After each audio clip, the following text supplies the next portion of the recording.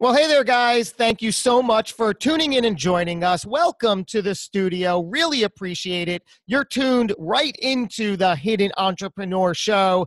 I am your host, Josh Carey.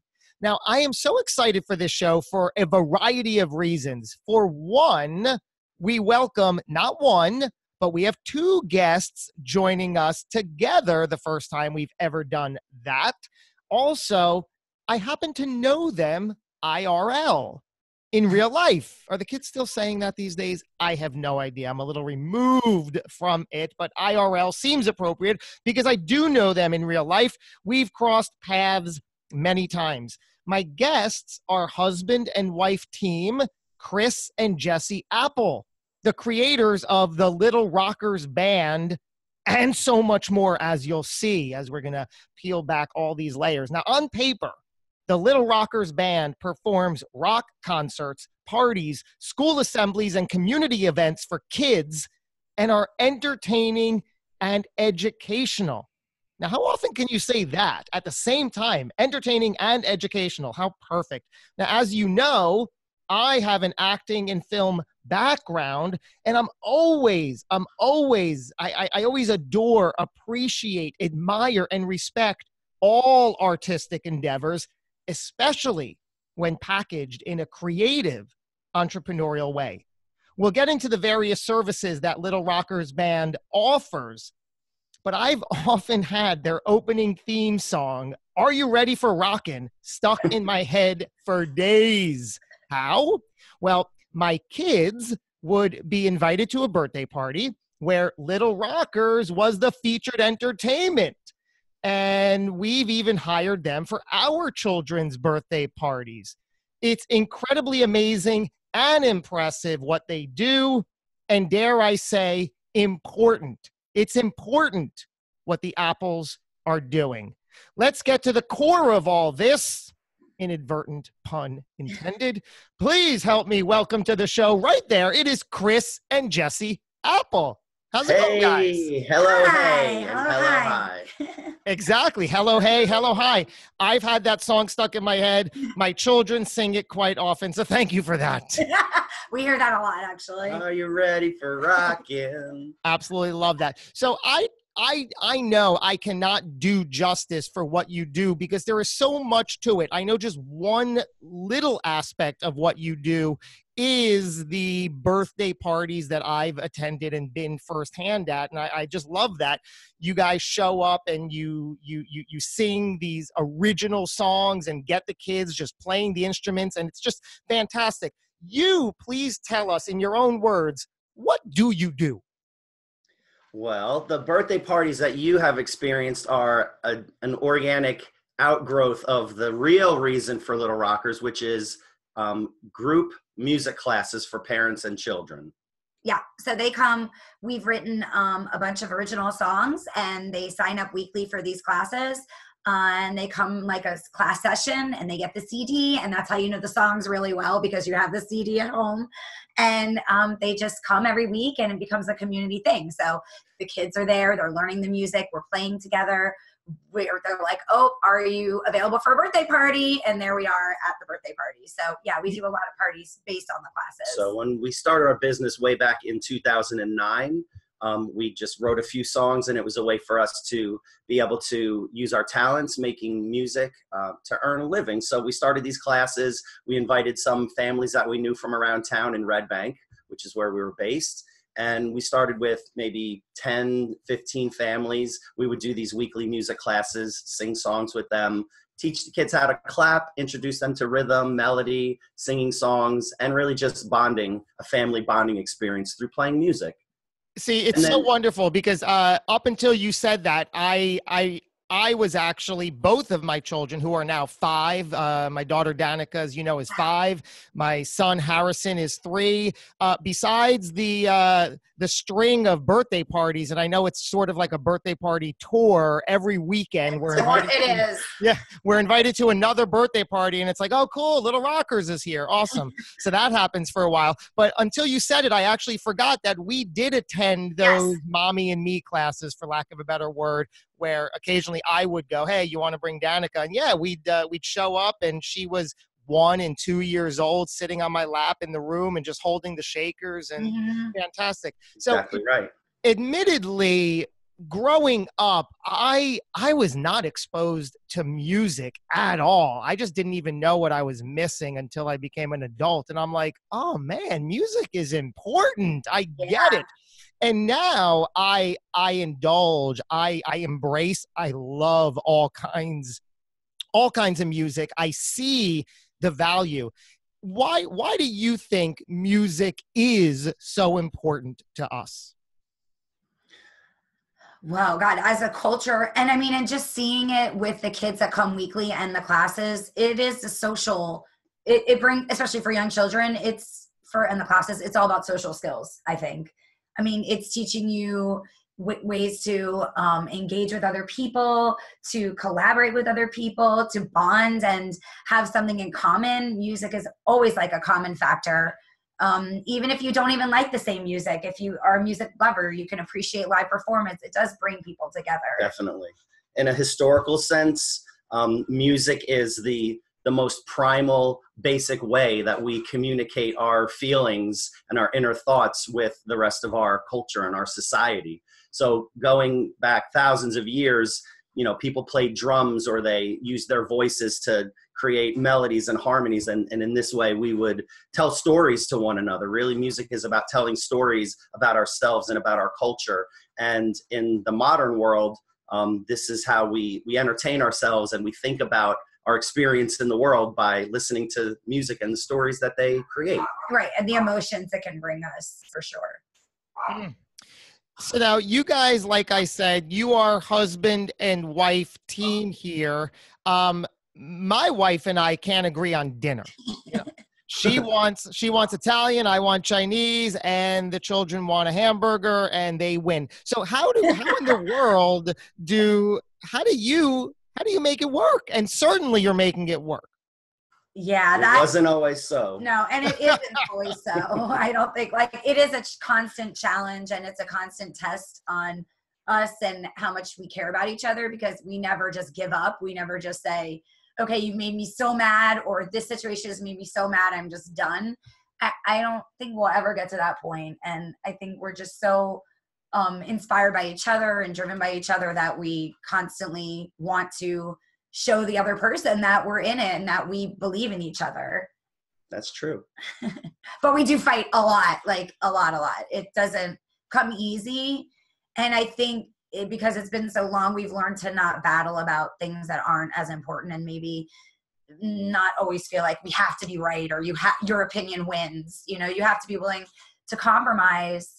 And that sometimes is harder when you have to also live in the house with the person. You don't just get to go home after your day of work and having an argument and then coming back. You're like, it's always there, For sure. But then it gets worked out. So that's kind of the beauty of it. It's never left unsettled, right? That's true. Yeah.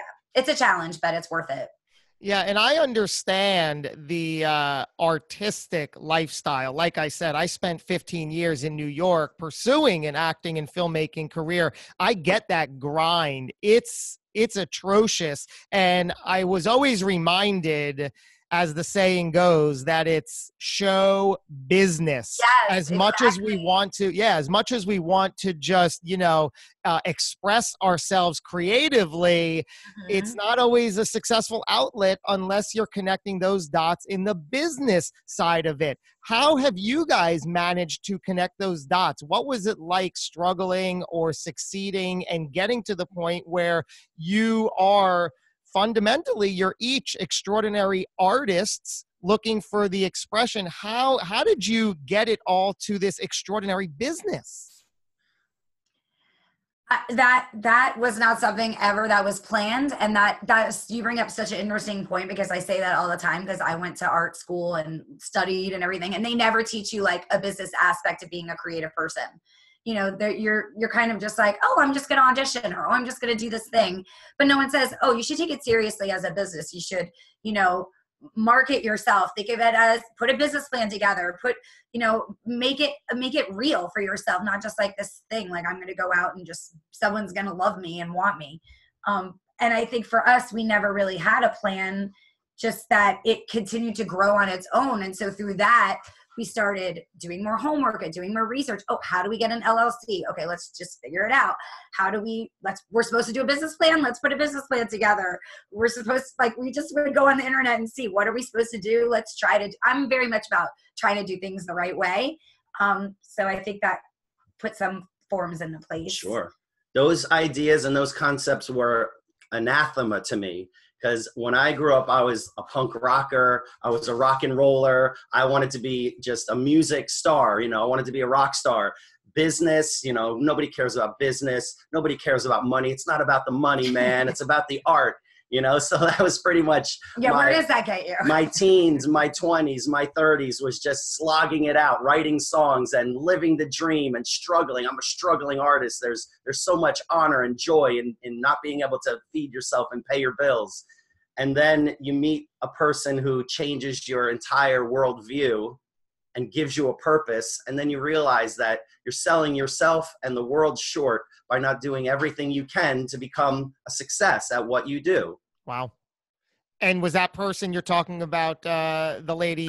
Just so happens to be this person right here. So what happened? You met her. What is that thought you were just leaning towards? What we have created has come so organically in that when we met and we fell in love, one of the things that we bonded over was, number one, that our love for performing, for making music, for singing, for entertaining, for making people happy.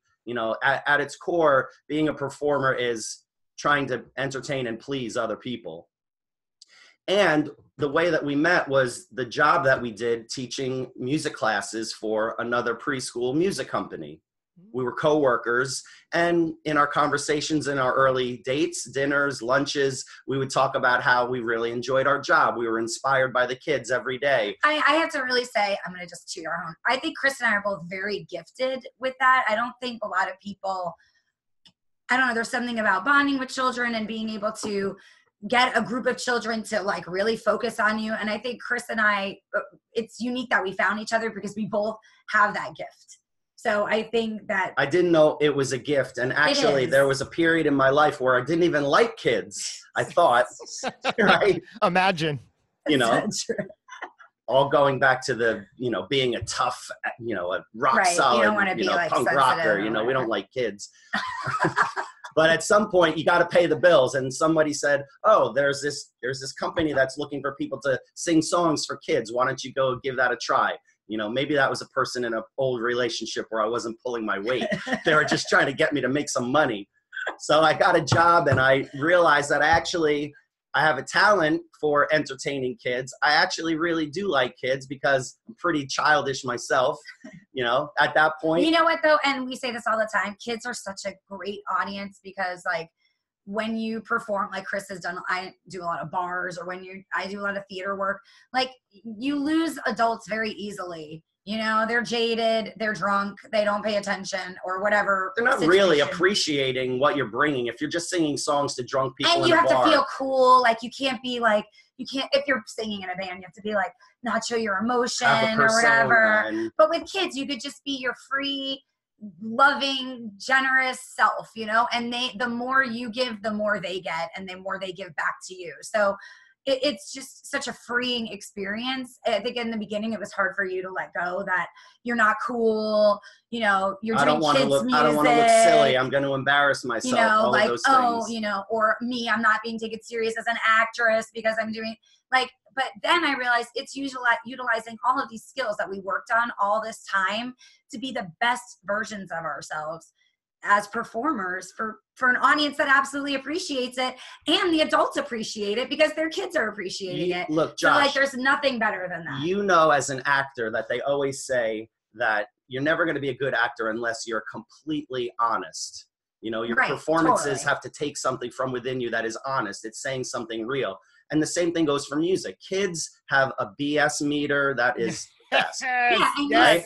You cannot fool a kid because they know if you're lying, they know if you're not being real, they know if you're not being authentic. So and they're not going to hide their disdain or their or whatever. They're going to walk away, or they're going to lay on the ground, or they're going to whatever. You have to keep them engaged, and if you don't, you lose. So that's a terrific thing for a musician and an actor to learn to be your authentic self, and then everything flourishes from there. But back to us meeting, when we both met and we were doing these jobs, we would bond over how much we enjoyed playing music for kids, how much we enjoyed this day job. You know, we would do classes in the morning for kids, make a paycheck, be able to pay the bills, and then go play a concert at night in a bar, or do an off-Broadway show, or be in a play. That wasn't really making money, but that's where our passion lied.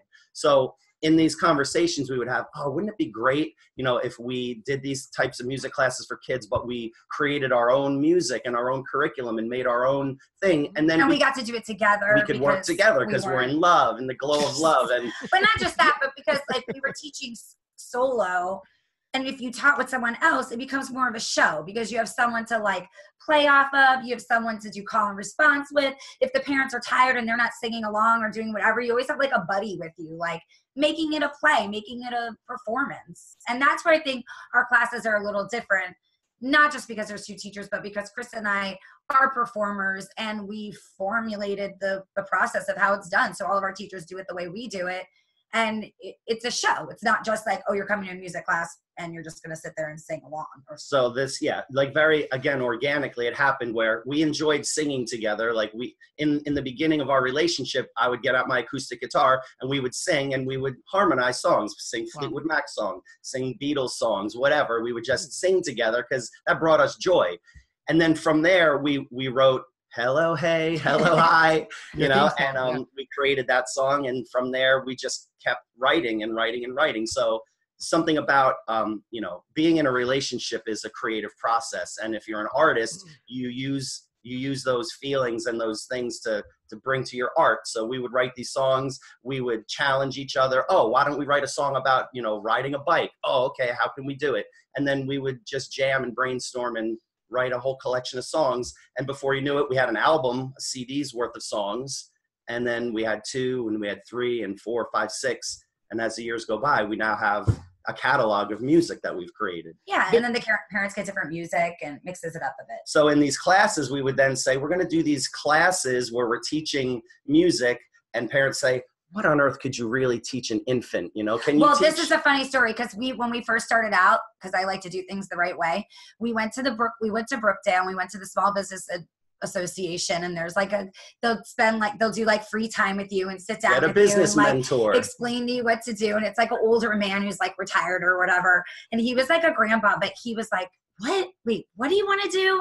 We're like, well, we want to do these music classes. And he's like, well, how old are the kids? And we're like, well, they're like a year old. And he was like, well, what is a 1-year-old going to do in a music class? And who's going to pay money for that? Yeah, we laugh about that all the time because we're like, that guy had no idea. He said, this is a terrible business plan. Listen, as your mentor, I urge you to find another field. Well, no, he didn't say that, but it was just he more might as like, well have. He was just more like, I don't know. He didn't understand it. He didn't get it. Like, he was trying to expand what we were doing and stuff. There's so much value in that for all people listening, all business owners, because we could all relate to that whether it's a similar situation or something like that, you've been told that your idea isn't going to work when you have the vision, when you trust it, and you guys left that saying, we still got this.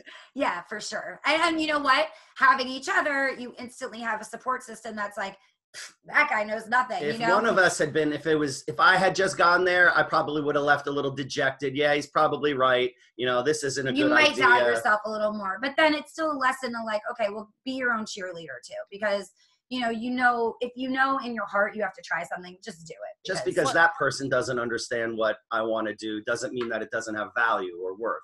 Were you treading new ground at that point?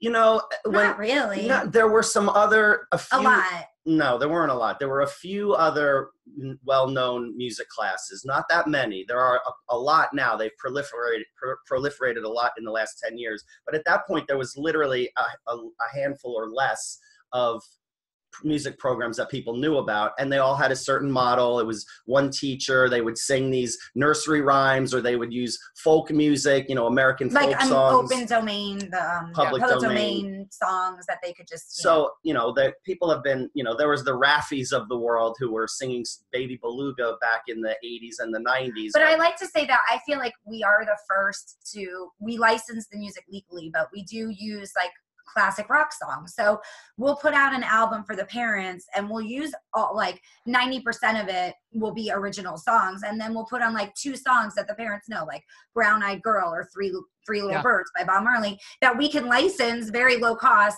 put it on the album, and then people are familiar with the music. They're like, oh, this is fun. So I think we were the first people, I don't know if other people are doing that, but we were, I feel like, the first in our area to do that. So I think that was always fun to see people's reactions. Like, oh, wait, like this is the song we're doing in class, like Brown Eyed Girl, I feel like I'm on vacation. Right. Again, like from trial and error at the beginning of our relationship, we would say these music classes are really fun, but a lot of times you find the parents kind of tuning out. If you're singing the same nursery rhyme, Pop Goes the Weasel, and the parents are kind of like, I've heard these songs a million times. They're not. This is for the babies. This isn't for me. So we at one point early on, we said, we enjoy singing these songs, but the parents are tuning out. How can we get the parents? Like if we sing a song in class that the parents know, Brown Eyed Girl, you start singing Brown Eyed Girl, and everyone mom sings immediately la la la. I know, it's awesome. Like, and suddenly it's not a song for babies anymore. It's a song that the moms remember from their college days or their clubbing days. But it doesn't matter, because now the babies look and they see their mom smiling, having fun, shaking the eggs, singing, and now the child feels empowered to also have a good time singing and dancing along with the mom. And now you're really making a connection in the class. Right, and bringing it back to what you asked before, like how does music, like why is music important to us as a culture? Like that's exactly the reason why. You're bringing bonding experiences, you're bringing memories, you're bringing all this like good feeling, good energy from and the entire group is feeling it. So now you're not just teaching music whereby, this is an eighth note, this is a quarter note, this is a rhythm. What you're teaching is how to connect with another human being, and music is the way that we connect. So, there's nothing better than seeing you with your child on your lap, and you're smiling, and you're singing, and you're rocking, and the dads come to class. You probably did too, if I think back, very nervous. What's going to happen? Are they going to make me sing? Am I going to embarrass myself? I'm going to be silly. What's going to happen? And then you sit down and we greet you and we talk to you and we smile and we ask you questions and we try to connect with you. And then as soon as we start singing that song and you know it and you sing along, you realize that this isn't us versus them. This is we're all together in this, and we're going to have fun in this 45 minutes singing and playing with our kids, because that's what life is all about. Totally. You know what I love? You said in a earlier segment here, you were talking about, Chris, how you were on your path to become a superstar performer rocker. Yes. And then your journey sort of changed. What I'm hearing, and I know that many of us in or out of the artistic industry, we are just gripped by ego. I can imagine that you were on this path and you didn't want to let that go. You were like, no, I'm going to be this performer. And then you start seeing glimmers of a new path, like you both alluded to, that how is this going to look? What are people going to say? We're doing children's stuff. What was that like to really try to let go of that dream in a sense?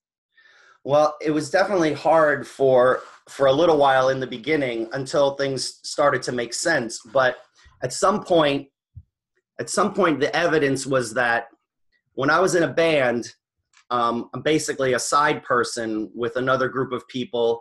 Maybe there's a singer that's like writing the songs, and he's the person that is getting most of the accolades, and the rest of the band is there to sing his songs. And, there's something comforting about being a side person that doesn't have to have the responsibility. I can lay back, I can play my bass, I can sing a little bit, but I'm not really responsible for anything.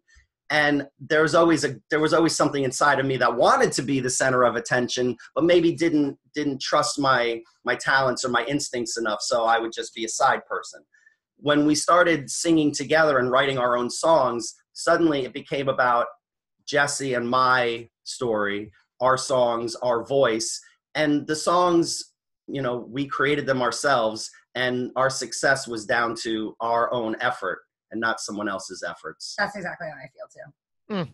We created our own thing, whereas when you're in a band, it's more of a democracy. You know, you can contribute, you can bring a song in, but basically if the rest of the 4 or 5 or 6 other guys don't like what you have to say or don't like your song, it'll get vetoed, and then you just have to kind of toe the party line. When you're doing it for yourself and with the person next to you, even though there is like some give and take with that, we can do exactly what we want to do. The songs that we want to sing, the I lyrics say that and the too music. a lot, especially being an actor, which you can relate to. You're constantly like auditioning, waiting for someone else's approval. Do you look right? Do you sound right? And it's a grind. It's kind of a game, so it can be fun at times, but it starts to wear on you, and you're like, where is this going? So with this, it's like, if I make them happy, they're my audience. They're the directors. The kids are the producers, you know? If they're signing up for my classes, that's a success. If they're watching our videos and we have like thousands of views of our videos, isn't that just as successful as, you know, some director approving whether I'm right for a part or not? Like that starts to wear on you for a while, after a while. And being a musician and a songwriter, I've always thought, you know, I have reverence and respect for actors, a person that can go out there and embody a part, but I've always sort of thought you're always saying somebody else's words. Somebody else is putting their words in your mouth. You're telling somebody else's story, and there's validity to that. But as a person that grew up thinking about Lennon and McCartney and Bob Marley and, you know, all the people that created their own stories, I always wanted my songs to be what I was singing in my point of view, not someone else's. Let's go back for each of you separately and individually as young children. First, if you each could, how was the environment? What was growing up as a young child like for each of you? Well, I think I was really lucky. I mean, I grew up, my parents were divorced, blah, blah, blah. But I think my dad was a drummer and my mom is a singer and songwriter, and my aunt's an artist, and my grandma was a photographer. So I grew up in a really accepting, supportive family for the arts. It wasn't like, you can't do that. They were just like, you're amazing. You're going to be everything. You're going to do something great. So I think I watched my mom struggle a lot as a singer-songwriter in many bands, struggling as an artist, not feeling worthy enough, you know. So my path was always, I want to do theater. I want people to sit in a seat and watch me. I don't want them to be at a bar where, you know, how she would sing and get her audience, which was great. She was amazing, and she is amazing. But I wanted people to take me more seriously. And I just have always been performing since I was 10. I did some commercials. I've done live theater pretty much my whole life. I went to performing arts high school. So it was like something I always knew I wanted to do. I never wavered from it. It was never like, oh, maybe I'll go do something else. No, I've always wanted to be an actress, always wanted to do music theater. Broadway was like always my thing. Had maps to New York City from like 10th grade, sitting in my room, staring at where I was going to go. And that was just like all I wanted to do, practice songs 100, like in my room. Did professional theater since I was like 14. So I think I just, you know, but I always was very accepted. Like I didn't have the struggle of like, oh, you're not good enough, or, oh, you're not going to make it. And I had my grandma who always took me to all my lessons, and I just had a really great support system. And So it you was were a struggle. So you were visualizing, already visualizing with the maps on the wall and seeing your future. That's amazing. And you eventually got to those stages. Yeah, I did, because then, I always felt like I needed to go to college because no one in my family had gone to college. Oh. So to me, that was like a really important step. Plus, I feel like education is really important. I know a lot of people think in the arts, you don't need an education. I feel like you do. I feel like you need some, even if you don't get a degree, you need to go take classes in something that you're interested in. If it's photography, like you need to learn more about it. So for me, I went to school. I went to an arts conservatory. And then I did regional theater, and then I had family in New Jersey and moved from Florida to New Jersey and just started working and auditioning and gotten off Broadway and just never left. I was really lucky that I just kept working. You know, I think for me, singing helped a lot because a lot of actors don't sing. So for me, I was able to use singing as a way to get in shows and just have more opportunity. So I was always working, and I just always took it really seriously. I love that you brought up education, because I think by default, when you said it and when people hear it, they think that we're talking about a formal education in a school or collegiate environment, which it's so not true. And like you said, education is absolutely vital and required, because like I said earlier, it's show business. So skill, talent, desire, passion, ability is one thing, necessary, absolutely. But you must know the ins and outs. Something I always experienced, the niche of my career was in comedy. I was part of a comedy team for many years, and inadvertently somebody would come up to us after a show and say, "Hey, I'm funny. Can I be in your show?" Or Totally. right? "Hey, I'm funny. Can I do stand-up?" And again, they just don't realize that sure, you can if you have the skill, talent, ability, desire, passion on one side, but then you better believe you need the education. You need to know the ins and outs of the industry, of the business. You need to know how to write a joke, how to craft a joke. You need to know timing. You need to know how to speak the language of the industry. You need to know how to talk to people, how to make connections, how to sell yourself. You need to know all this stuff. Absolutely. I mean, and you can read books, but I think to take a class to be able to polish up those skills, especially in a class where you're going all the time, the repetition, you're learning, and it's going to be in your muscles. I mean, for me, my educational story is completely crazy, because I went to Florida State. And I had like a traditional education, and I auditioned for many years to get into the BFA program there, which was like a BFA music theater program. I tried for 2 years. I didn't get in. That was one of my horrible rejection stories, because I felt like got really discouraged. And I left school, which is not anything that was like me. So after 3.5 years, I left, took a year off, and then went back to a school where I went for 3 years for conservatory education, because I felt like I needed to learn. I didn't learn anything in a university as far as, did I feel ready to go to New York and conquer it? No, I didn't know anything. I wasn't polished as a dancer. I wasn't polished as a singer. And so I felt like a conservatory education for me was something where it wasn't just about getting a degree. Like if you go to a university, in a way, especially if it's a large one, I feel like you're just a number in the arts. Like they're not really focusing on your skill, what your type is as an artist, how you're going to work as an artist, what you need to focus on.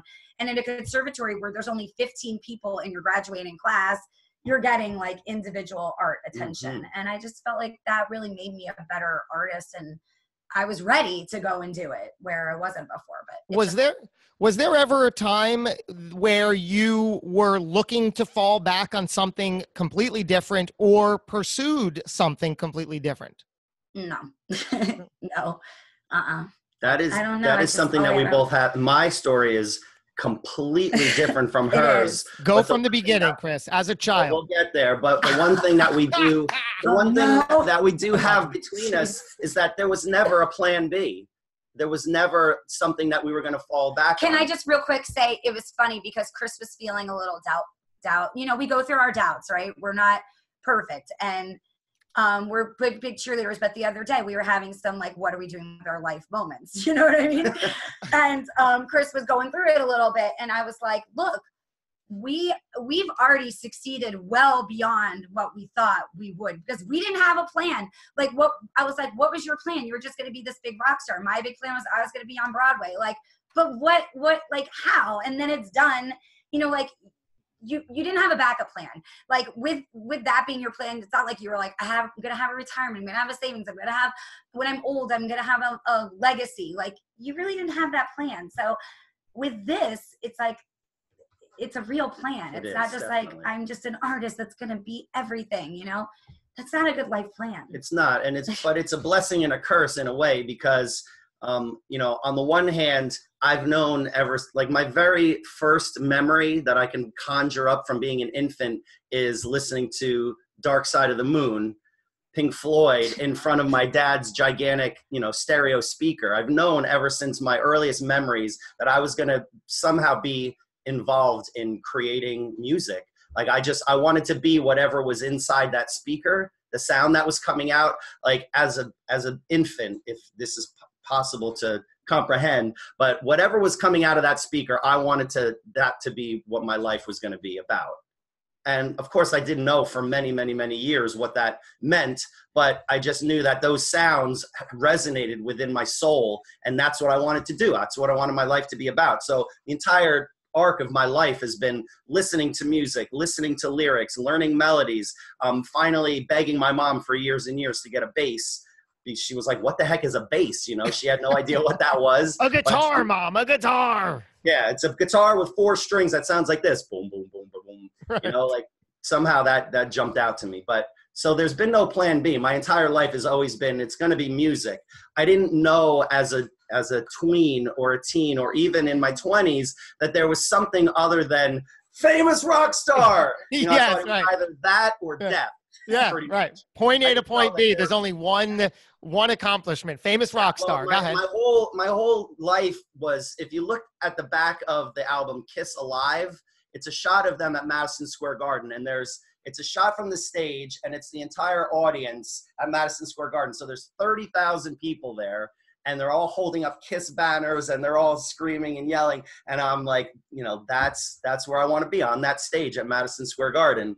But you have no idea how the heck you're ever going to get there. So you listen to songs in the car with your mom, and you're singing Kenny Rogers and Donna Summers, and eventually getting a guitar and learning how to plunk out some kind of a sound.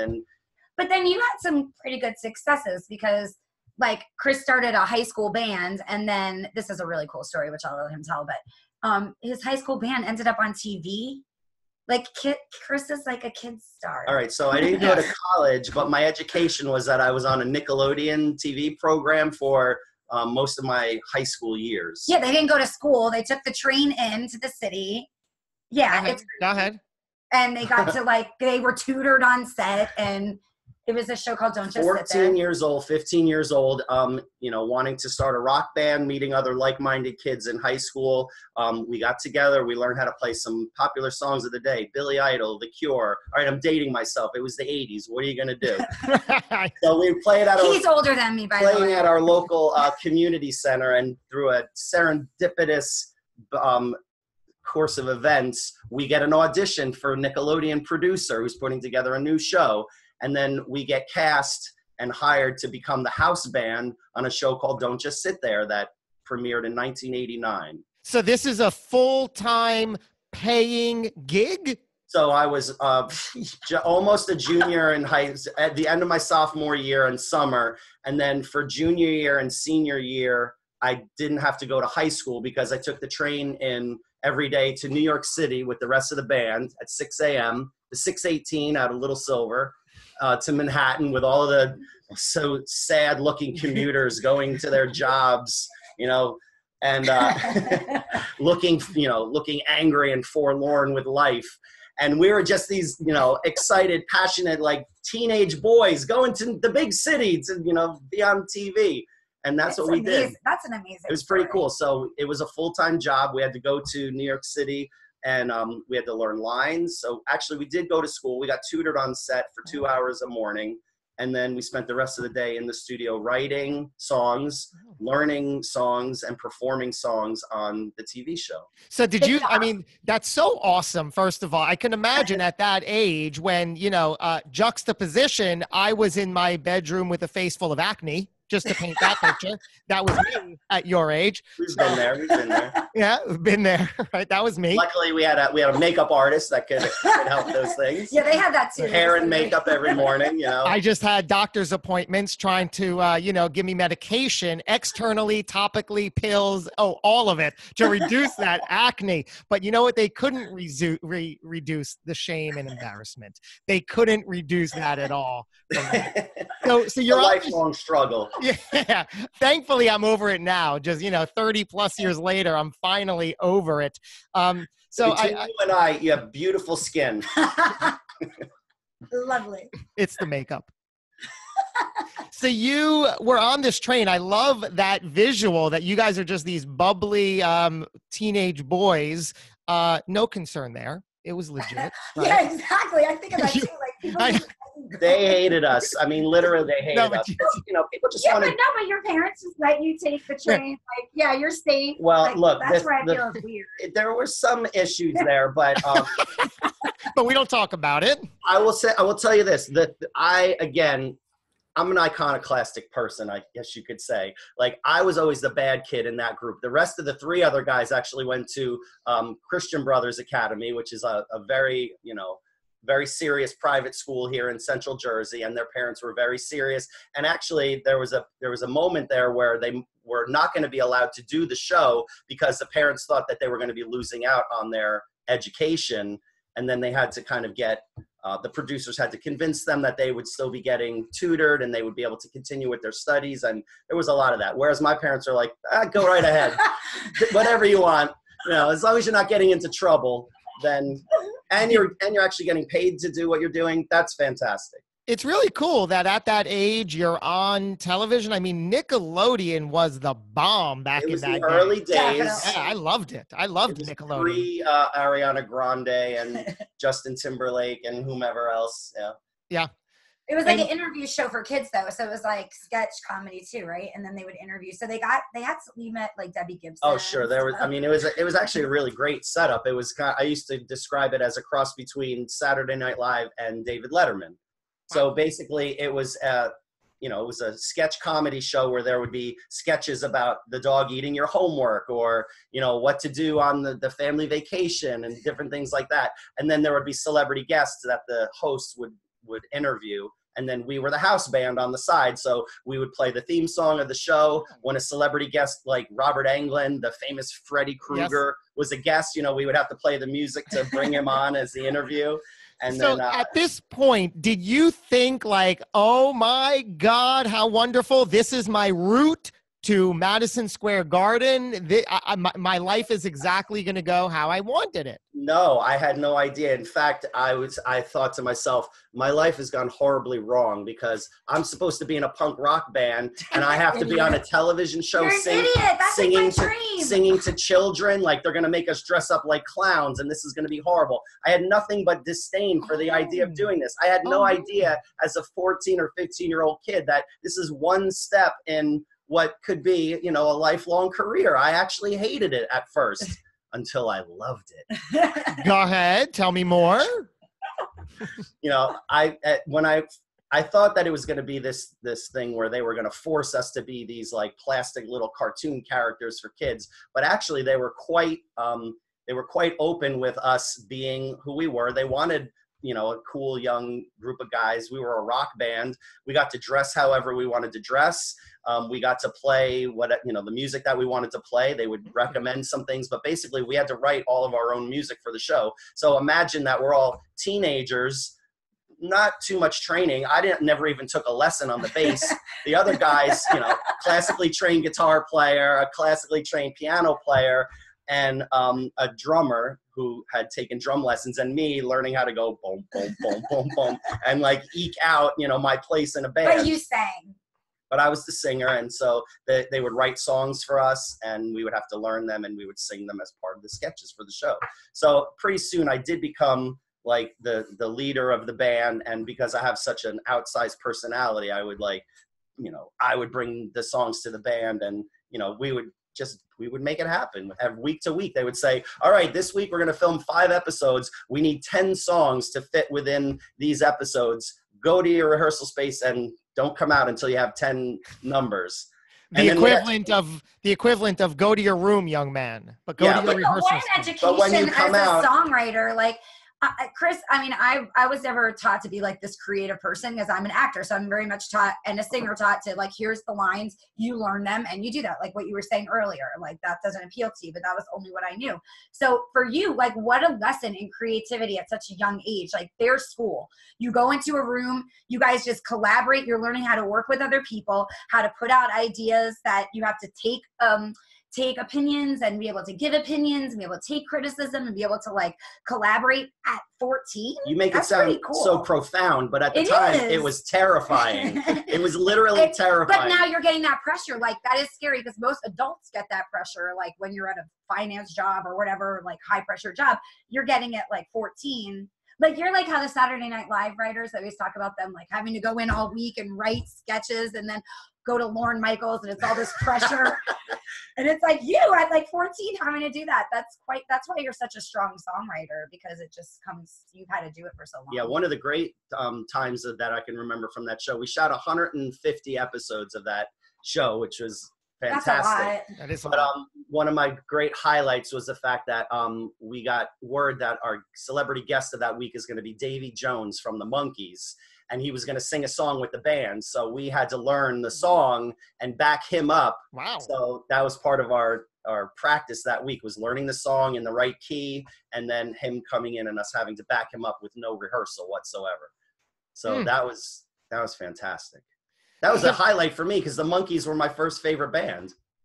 Yeah, that's interesting. Schooling for you. It was amazing. So then at some point, you guys are now in the next phase, like right post high school. And I know Jessie was alluding to some of that journey. Chris, for you, what did you do post high school? Where were you in life? You know, after the show ended, we went to college. I went to school at a small liberal arts college in Vermont, and basically just followed my friend who was the keyboard player in the band, because he found this school. Unfortunately, like I really did not like school. I was not a good student.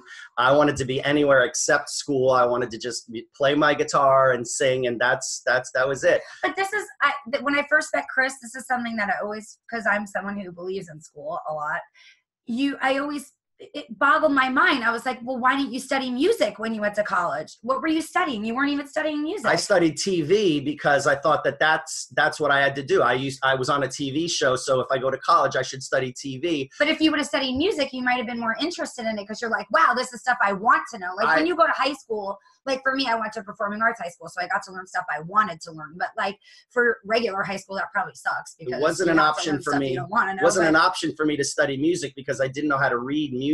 So I was afraid that. But I always said you're going to learn. I wouldn't be able to get into school to learn music because I didn't know music. Yeah, but I'm like, they're going to teach you. It's so crazy. Nobody told me that you go to school to learn things. He thought you had to know already. Your words, you were afraid. I love that. Let's dissect that a little bit, because that's the basis of this entire thing I'm doing here, this show and the brand, The Hidden Entrepreneur. I spent decades afraid of everything. I just couldn't bring myself. And like you're saying, Jessie, I was never a student either. C's and D's at best. Didn't like school, never wanted to go. And now looking back on it, I love learning. I would do anything to get back into any high school class. I wonder if that's a thing where you can just go back and sit and, for a semester with high school students. I don't know. But don't you feel like you have to kind of have gone through some journey to appreciate? Because when I left Florida State, I was not absorbing information. But when I had a year off and then I went back to school, I was really like a sponge. And everyone who was there for the first time was like partying, hanging out or whatever. And I was just there to learn. And I felt like I was able to accept the information, whereas before I maybe wasn't able at that time in my life to get it, to grasp it. So sometimes you need to go through those journeys so that you can appreciate the knowledge that you're given. I realize that education is pretty much the most important thing for a human being, and that I have always loved education. I just never liked school, and that was something that took a long time to learn. I didn't like the rigidity of school, of being told what to do, of having to sit there to read and just learn a bunch of stuff that, so like for a test, that didn't have any relevance to my life. But it wasn't until after leaving high school, going to a few different colleges and, not getting anything out of that either, that I realized that, I'm just going to educate myself. I'm just going to read every book. My dad is, a very big reader, and he always had a big library of books. So I would just take his books of philosophy, economics, what world history, current events, and I just would read things because it was interesting to absorb information. And I realized, I can educate myself by reading all the things that are important. So that's been a lifelong project of mine, is to just learn as much as possible, but I just couldn't do it in a school setting. And it's so amazing that cut to current day, you guys are extremely about education, right? Mm-hmm. No accident, I'm sure. Mm-hmm. You're all about education. So I love that theme. So Chris, for you, prior to meeting Jessie, and we'll inch up to that time, what were you what were you looking to do, be, or become prior to meeting her in life?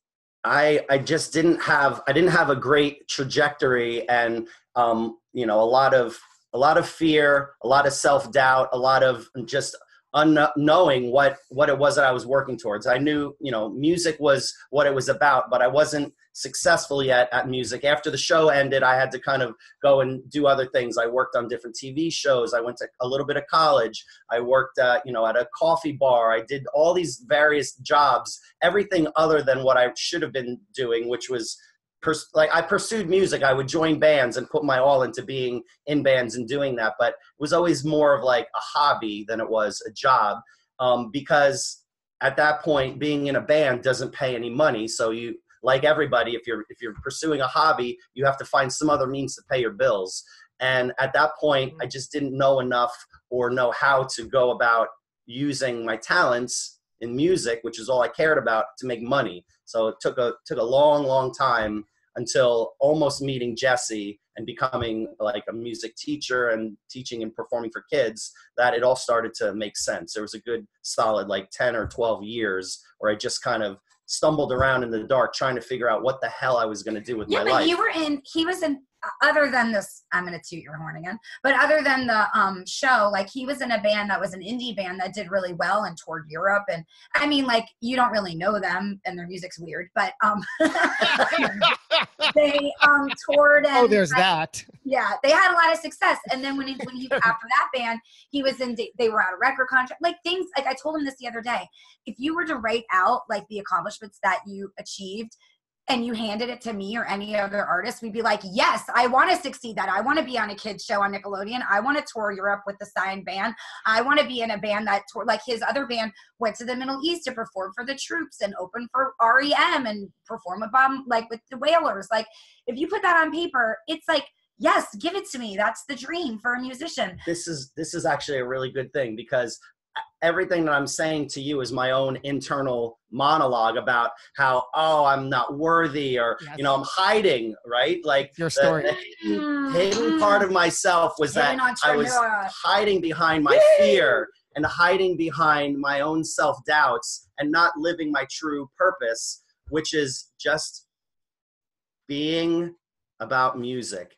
And furthermore, I realized that the pursuit of being a rock star was merely a selfish pursuit. I thought, I'm going to be a rock star. People are going to love me. I'm going to have glory. I'm going to have success. And it wasn't until I realized that the way to ultimately be successful is to give of yourself, give of your talents, give without thinking of without a reward, thinking of a like, reward. is someone going to notice me, or am I going to get a gig from this gig, and like just doing it for the pure like joy of doing it. And I think when you're doing it for kids, you are doing it in the moment and not necessarily thinking about the future and if it's bringing you a future. Whereas like, if you do a show, you're like, tonight like people are coming, or maybe someone will be there, or like who knows. But when you're just doing for kids, you're like, this is now, this is the moment, and are they enjoying it? And it's bringing me joy. Chris, you brought up such an extraordinary concept that Jessie elaborated on, and it's about how when we are recapping or retelling our own history, our own story, our own credits and credentials, we see it in a very specific way. And it took Jessie to say, whoa, hang on a second. And I love how you put it, where you said, if you outlined all that on paper, anybody would be quote unquote impressed, or would say, yes, sign me up for that journey. That sounds and looks amazing.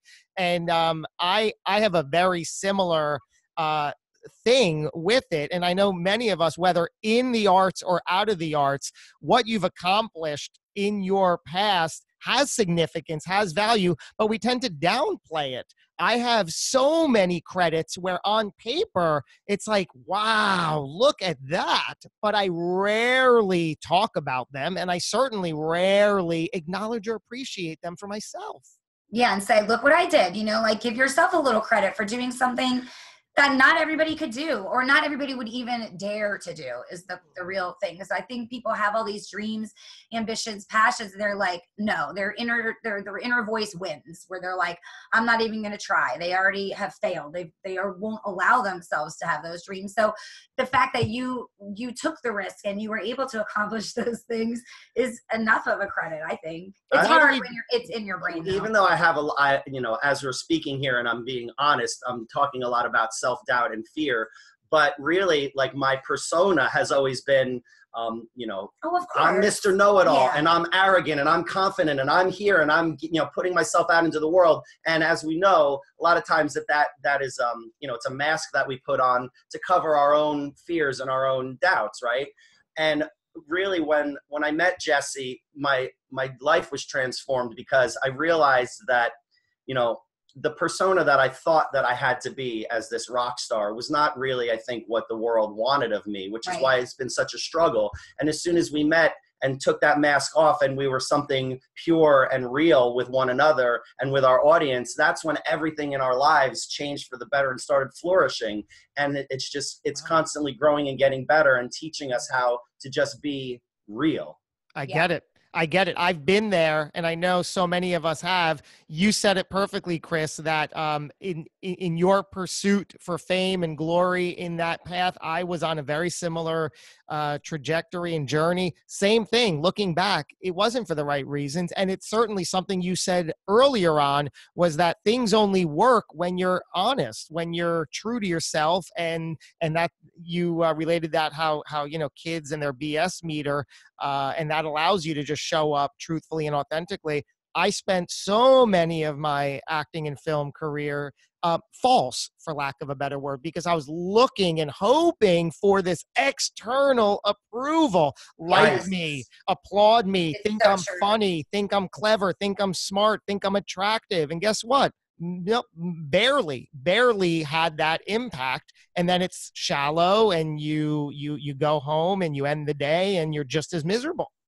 It doesn't last. Like anything that you get, it's gone as soon as you get it. So you're always constantly seeking the next thing, the next important gig, the next important show, the next important person, meeting, whatever. And it's a constant, you're always seeking that. And you're right, it's external. It's not, you're never going to achieve it. You're never going to get it, because there's always going to be something else. So what happened in 2006 when you guys met?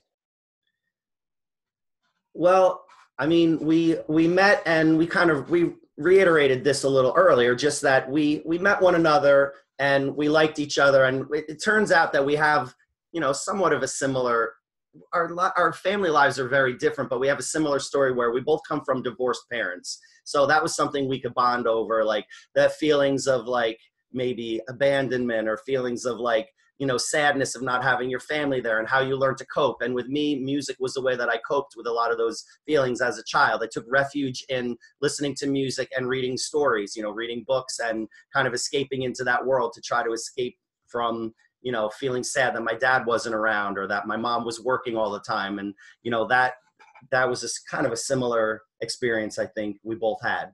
And so we bonded over that early on. And I think for us both too, we're both extremely driven. So I don't think you ever, like, maybe, I mean, at different times you have different levels of it, but I think we're both very passionate. And if you give us a project, we do it. Like, we're like, oh, we're going to decorate for Halloween. We're going to be the best Halloween decorated house. Like we're going to do an event. We're going to pull out, we're going to bring mats. We're going to bring carpets. We're going to bring a couch. We're going to, like, Chris and I are intense. So like we have the same drive. So I think that, and we're just constantly matching it. So it's like, oh, this is a great idea. Let's do that. And so with Little Rockers, whereas like when you were just focusing on like, oh, here's my headshot, let's go to this audition, let me look at the backstage, let me see what's happening, like that was like, it was having to have someone else help you figure out what to do. With this, it's like, what's our next idea, let's do it. And because I have a partner in crime who's willing to like do anything I want and the same with me and him, like him with me, like we constantly have new plans, new schemes, new dreams that involve Little Rockers. So it's always a challenge, and we're always really excited by it. And certainly. And it started with 2006, and it has never stopped. Yeah, in 2006, we wrote some songs. We started like our little business. We Googled how to start an LLC and all that. We made our business. But then from there, after we got the classes going, like, what's the next thing? Oh, like, we wrote these songs. Maybe we should put a band together so we can go perform them out in the world. So we put a band together. We learn the songs. We go start playing. At some point, we're like, oh, we should try to do these classes in other locations. So, well, this is an interesting story, and this might be good for other people to learn from. When we started, we worked for another company. And then when we quit.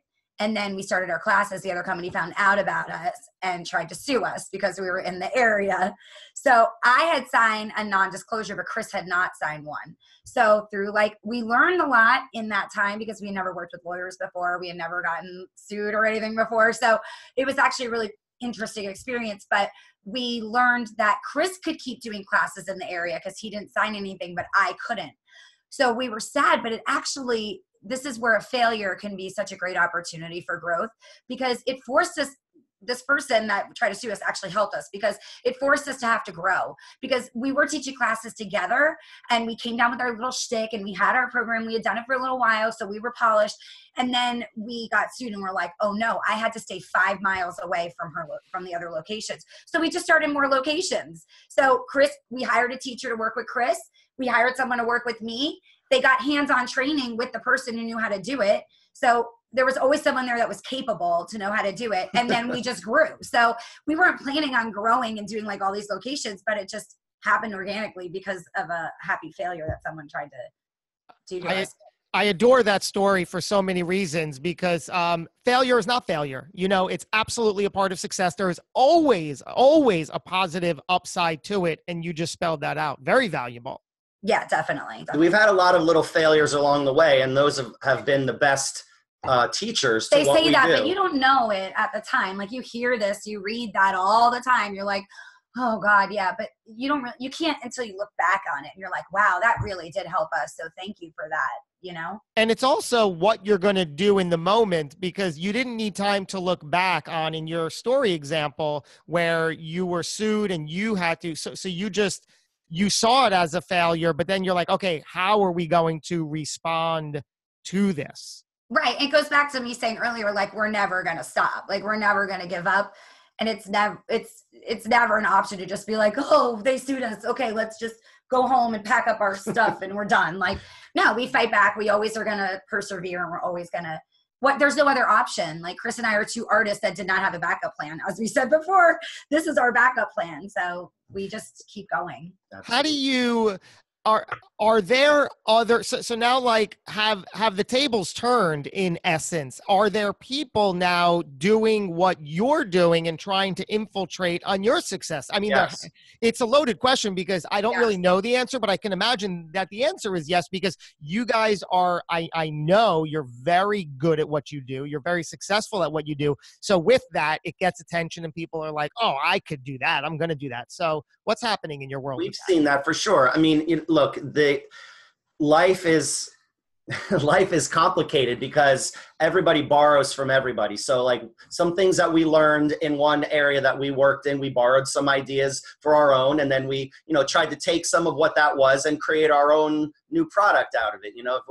Every time if an idea is good, somebody's going to steal it. And that's a fact of life. So, an acting teacher, really quick, just to comment on that, an old acting teacher of mine told our class, it's okay to steal, just steal from the best.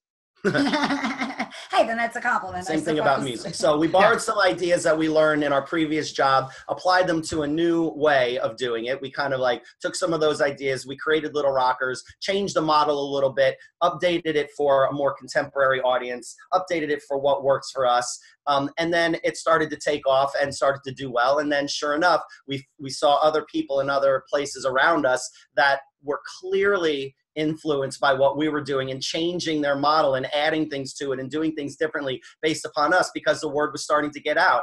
And in a way, oh man, it's really annoying and it makes you angry, but it also kind of makes you step back and say, then maybe we must be doing something right. Because if somebody is taking your ideas and trying to do it for themselves, then it must be an idea that's worth pursuing.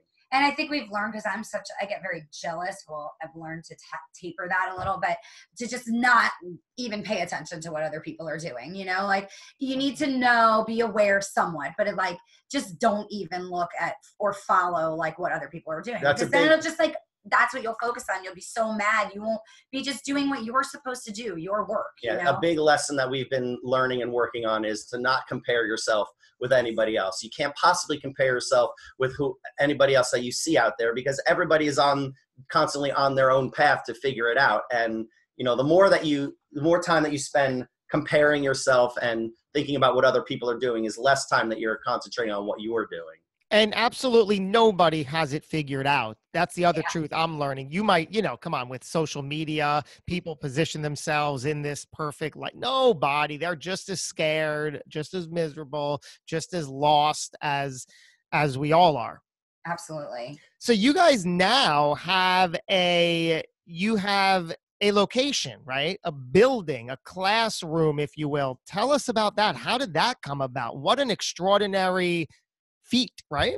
So yeah, totally. It really wasn't until we opened the school that we felt that we were entrepreneurs. You know, for the longest time we started Little Rockers and we thought, we're fooling everybody. We started a business, but we're really just like playing music and we're making money at it. You know, like somebody's going to figure us out. They're going to find out that we don't know what the heck we're doing. But then for years while we were doing our Little Rockers classes, I would start to dream and think, wouldn't it be great if we had our own building that we can like decorate our own way and have people come to it, and that's our clubhouse, and that would be awesome. And Jessie would say, no, it's like there's too much overhead, there's too much risk, like it's gonna because right now we still do it where we sublease from dance studios or music schools, so we only pay for the classes that we need. Our overhead is very low. We do classes and we don't pay a lot. We come in and out of places and we do what we do. But at some point I was like, I want a place where we can actually like have our own branding and have our own place that's ours. And I understood. I felt the same way, but I just had a lot of fear. And I'm just definitely, I guess you could tell, like I'm more by the book. I'm more logical in many ways. And Chris is more like risk taking. And that's why we make a good team also. But so finally, at some point, we figured out how to run the numbers, and we realized that we were plateauing in our business. Like we got to a certain point where we had a lot of classes running and a lot of people coming, but we couldn't grow beyond that because we didn't have access to a space in the afternoons or evenings or on the weekends, because the places we were renting from have their own programs in there. So it no longer made sense to us to rent from somebody else. We needed our own space so that we can expand our programming and offer more classes and lessons and programs. So finally, we looked for about 2 years, pounded the pavement, tried to find the right location, the right space, the right landlord who would rent the space to us, because nobody wanted to rent to us because we're music, and they thought, we don't want music in there. It's going to be loud. You're going to disturb the neighbors, and every possible. And again, no one understood what kind of music we are. Back to the beginning again, where they're like, "What music for babies?" And we're like, "It's not that loud because they're babies." How are you going to make money doing that? You're not going to be able to pay your rent. Yeah, the one guy didn't want to rent because exactly. He was like, "You're playing music for babies. I know that you're going to default on your rent like in the first 2 months." Yeah, clearly. the one guy just. Right. Babies have no money. Babies are poor. Yeah. So that in itself. So then we got a fire under us where we were like, you know what? We're going to prove to people that we can do this. We're going to find the right spot. So we finally found a spot in Shrewsbury. We worked it out. And from there, we had to really like figure out how to transform our business, because now it wasn't just going to be about classes. We had to figure out what the other programming was going to be like. We have to offer music lessons. We're going to offer birthday parties on the weekends. We have to figure out how to fill up this space with programming that's going to be able to help us pay the bills. And that actually pushed us to be more creative about the things that we were doing and offering. And beyond that, like we wanted to make it something that was unique, not like your typical school that you come into. We wanted it to be an extension of who we are, making people comfortable, making people feel welcome, making people want to stick around and hang out with us. They think it's cool. We wanted a cool environment, and it took a lot of planning. Like, what is that going to look like? What can we afford to do versus like, what do we want to do? What can we fit in the space? So it all happened organically, that too, where you're just like, okay, we need a cafe for the parents to sit in. Really? You have that now? Wow. Yeah. And then we have like the play area where it's a stage for the kids to perform on, and a slide, and and it's a small space, but we managed to make it work with like the stuff that we have, and all of the play all the stuff in the play area are music or arts themed. So it's microphones and guitars and costumes, and books are all art related, and it's just it's a cool environment. And are you guys the two wearing all the hats? You're doing the sales and marketing and performing and all of it? Well, luckily we have other teachers that we've trained to do our classes. We have teachers that we have found that were doing our classes that are now our music teachers. So those teachers come in and they teach the private instrument lessons in the afternoon. And we're really becoming more of like the curators of the school. We still teach some classes. And we also do like a lot of library shows and school shows. So Chris and I will go and we'll do performances for like 100 kids at a school or at a library. Camps. Chris and I will do specialized schools. Like we're in a lot of after schools. So we'll do, like we have our teachers doing the program that we started, all the teachers can teach. And then all this other stuff is specialized programs that Chris and I will go out and do. Enrichment programs for after school programs at other schools. And now that we have the school, we both develop these classes for the older kids. So the Little Rockers program that you're familiar with from the parties and the classes you've taken, we realized also that our business was plateauing because once the kids turn 4 or 5 and they go to school, they are gone and we lose them. Wow. So the only way that we can hold on to them, be able to continue them on their musical path is to have a place where they can come. So now as the kids are turning 5, 6, 7, we have new classes that we've developed where they can come and take a group piano class or a group guitar class or a group rock band class where I teach the kids how to play all the different. I'm doing an acting class. Now Jessie, using her musical theater background, does Introduction to Performing Arts and Introduction to Acting. So these are all like programs that are within the music and arts sphere, but now we can target kids that are from 5 to 10 years old. And then if they graduate out of those classes, they can take a private piano class or a private piano or drum lesson or a private guitar lesson. And we have other teachers that are very skilled in working with young kids that will teach those classes. What about when the kid turns 44? What can you do? Well, we do have a dad actually that takes. I have a mom and a mom and a son that just started taking a guitar class together. Wait, you teach adults? Sure. Yeah, we have a dad. We have one dad and we have one mom that take. And another mom that just joined. So basically we say, it ends when you're a tween, but then invariably those kids are going to grow up. Or what we find is that there are parents that now they have young children that are getting old enough to start to take music lessons. This really touched me the other day because I talked to a mom who called and said, I used to play guitar in high school and in college, and then I started my career and I put the guitar down, and I haven't played in many, many years, but now that my son's coming up, he's got a little toy guitar that he plays and he wants to take lessons. And so I wanted him to come to your school and take lessons because I heard about you guys. But actually, I really want to take lessons too because it's something that I used to love to do and I don't do it anymore. I said, absolutely. Our teachers are amazing because they're so patient. They work with kids. We're accustomed to that. And now I encouraged her to come and take a co-lesson with her son. And so now she comes every week and they're both learning again. She's learning again, and he's learning for the first time how to play chords. And she's like, I want a way that I can communicate with him. I don't play video games. I don't play Fortnite. I don't do all of these things, but he likes music. And if I can connect with him and communicate with him by playing the guitar, I feel like I have a closer relationship with him. So you're doing a parent-child one-on-one-on-one, 2-on-1 class. That's right. Oh, that's so amazing because recently my wife and I were having a conversation and I don't know how it came up that like another 5-year-old friend of my daughter's, I think, is taking some music lesson. And we were talking about getting her music lessons. And I said, what would be, I said, I would love to take a class with her. You definitely can. You should. It's possible. And that's exactly what we're trying to do. Like we're trying to unite families through the idea of music.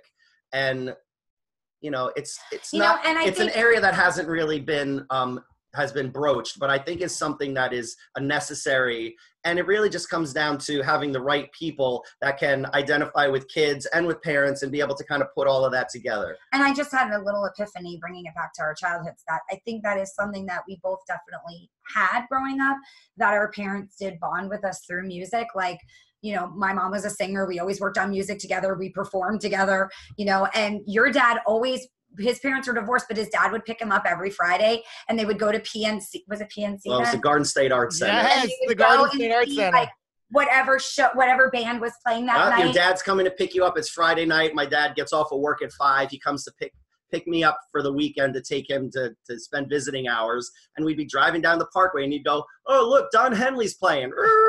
And we would just like pull off and he would buy lawn seats and we would go sit and watch a concert together, father and son. Right, and so those are awesome. amazing memories. Yeah, like you have that experience and I have that experience. So maybe that's part of the reason why we want to cultivate that experience for other people. I realized that, this is interesting, bringing it back to what we said before, trying to escape the pain and loneliness of like having divorced parents and just being a child.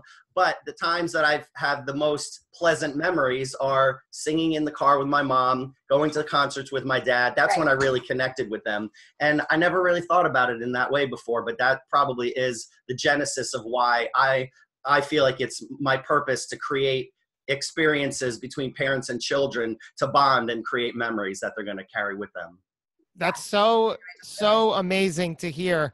Like I said, I never was exposed to music. Didn't even know until I was a young adult that, it was a thing that people valued and listened to. So now as an adult, like I said, I embrace it. I adore it. I love it, to the point that when my first child was born, from that minute, I remember saying, I have to expose her to as much music as possible.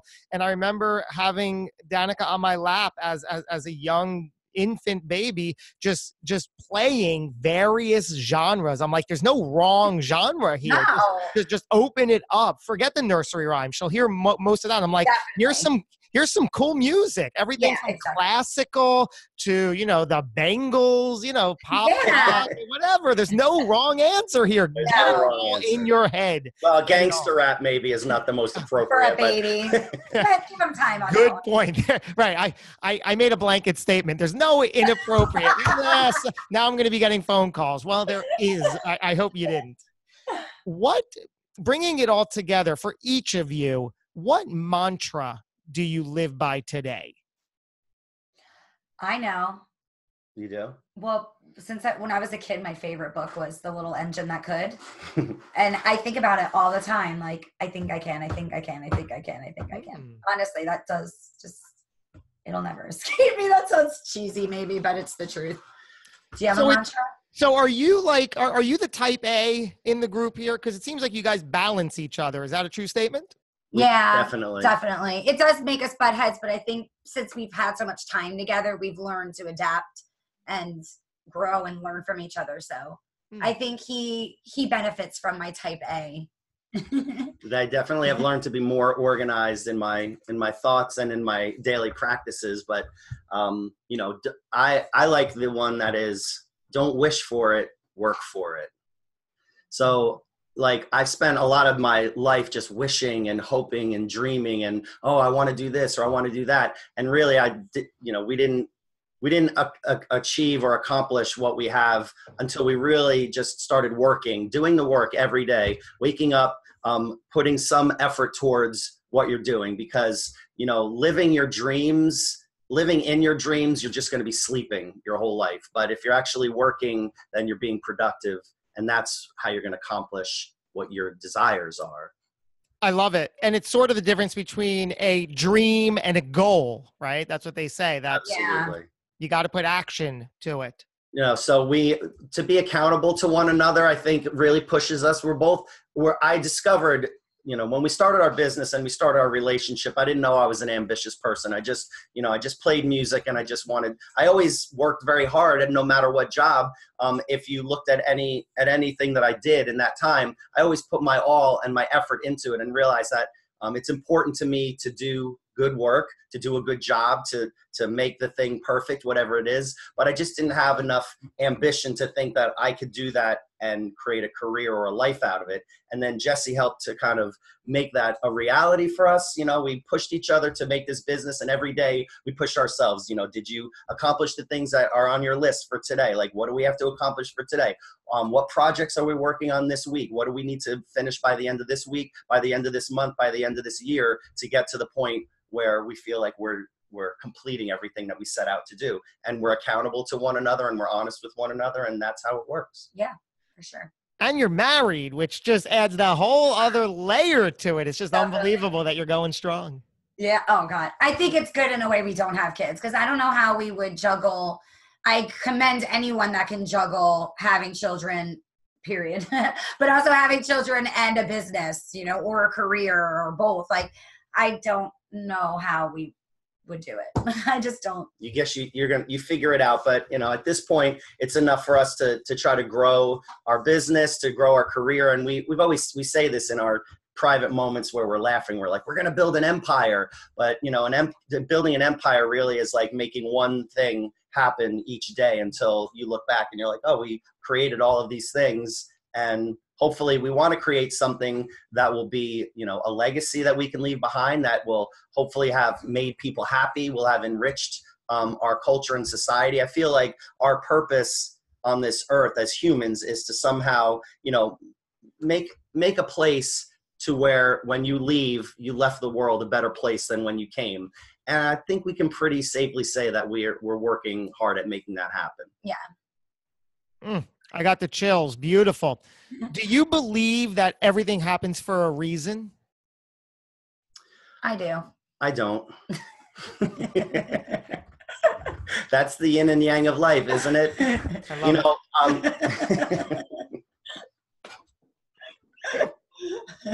how are we even together? I don't know. That's what's called balance. That's why we work. That's why. Go ahead. So you believe, you don't?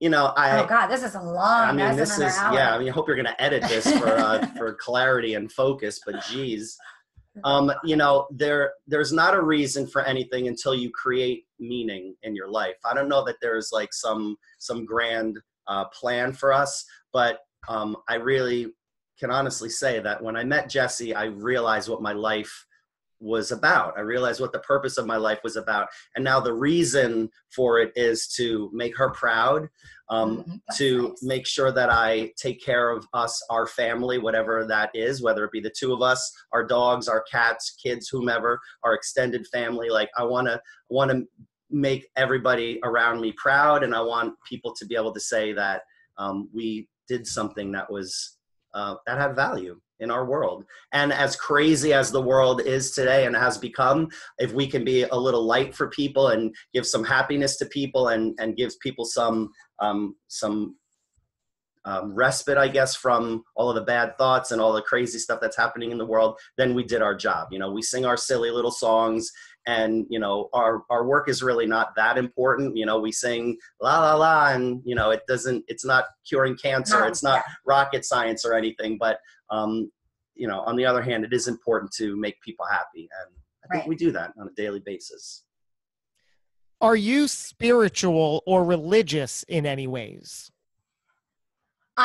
We're both very spiritual. We're not religious, but this is a work in progress. I've been learning about this lately. Yeah, I think I mean, I don't know. I always grew up with a lot of spirituality in my family. I guess when you have artistic people, and my mom was like Catholic and was very against the Catholic Church and like sprouted out into her own beliefs, and it's just very unique and special in the way that she taught us. So I think there is something more out there. I think it's within you, and I think we try to practice that every day. We definitely do. Yeah. We come from broken homes, you know, and so we weren't really raised with the like that any tradition, the habits of going to church or temple or whatever week to week. So it just never became a part of our adult experience.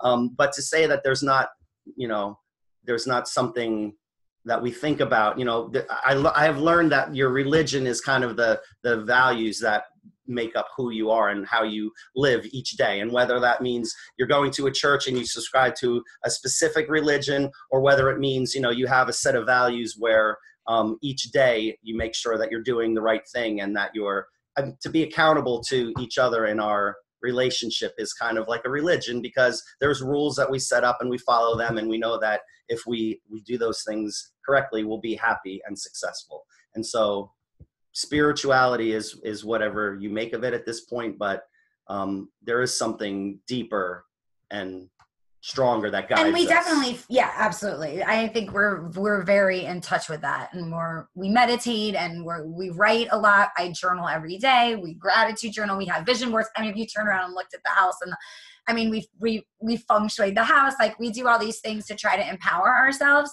So, I mean, I think, like, I have affirmation cards all over the house in different areas that are like, we are empowered, we are this, we're doing, all these great things. So that to me is spirituality. That to me is personal growth and trying to just enhance your life and make yourself more positive.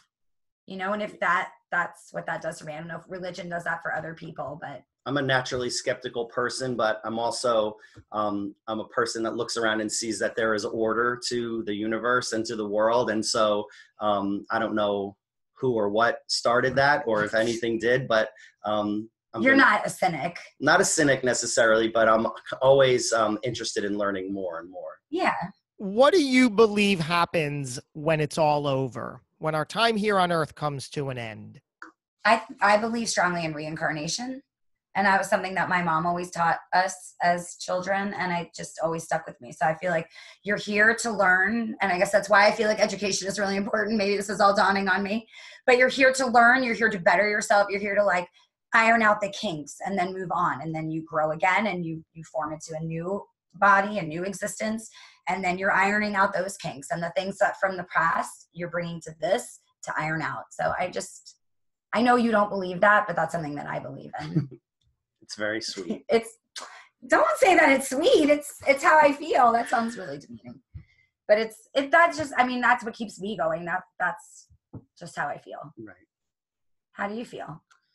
I don't know. There's just no evidence as to what happens when you go. So I just know that I have to do my best while I'm here, so that if you think about everybody that's come and done great things and they're now gone, we don't know if they're still around watching out. Is Steve Jobs looking down over us? Is John Lennon watching our every move? Who knows? But we have the fruits of their labor and their lives, and their legacy lives on, and their worldview and what they have given to the world is all I have to go on. So when I'm gone, I don't know that I have any effect on what is left behind, except for what I'm doing every day, bringing my music and bringing my passion. You're here for now. You're not really thinking about. Yeah, I mean, nobody has yet contacted us to say, like, this is what happens when you die. So there's not one of the 7 billion people here that has any inside information. So I can only do what I can do today. I love that. Do my best and leave something behind that's worthwhile. I hope. You are. I love you guys so much. I'm going to leave you with this final question. Chris and Jessie Apple, how would you like to be remembered? God. If we have another hour, no. As a couple, I think I'd like us to just be remembered as two people that made other people happy, and that we were just nice, good people. I know we have our bad sides. I don't want other people to see that ever. I want people to just think of us and remember us as something that made their children happy, that, like, they have good memories of us. And people tell me this all the time. I'm getting teary about it, because they say, oh, I remember when my kids were little, and I have such fond memories of that time with them. So that's what I want them to remember. That's the best you can really say. I think you can't overthink these things, and it's impossible to say, that people are going to remember what they want to remember about you. But if you're helping to create positive memories in people, and that's how you're remembered. Yeah. I mean, you said it great. We would like to be remembered as people that cared a lot and, tried to bring some happiness and positivity to the world that we lived in. Well, you guys are certainly on that route. I've realized in preparing for this session with you guys that I haven't run into you guys in person in a while. And like you were saying, you sort of look back, and I remember there were so many moments and weeks and months where I would see you guys often and regularly. And now, life moves on, the kids get older, things happen, and we just do our best in and out of the moment. I want to thank you guys so much for spending this time, for opening up, for being you and doing you. I didn't lie at the top of the show. I adore and admire and appreciate what you guys do and who you guys are. I obviously never got to know you guys like this, but it's a gift and an honor. So thank you. Thank you. It goes Thank you. right back at you, brother. Really proud of everything that you're working on and what you're doing. And you're putting something great out there in the world by helping other people share their stories with each other. And you're so positive and uplifting about it. It's really great. Thank you for having us. Doing. Absolutely. We're going to link to all the, relevant contact information. If you want to get in touch with them, if you want to hear their music, highly recommended. It's extraordinary. So again, thank you guys. Thank you everybody for tuning. I have one final question. Sure, ma'am. After all of that, are we now unhidden entrepreneurs?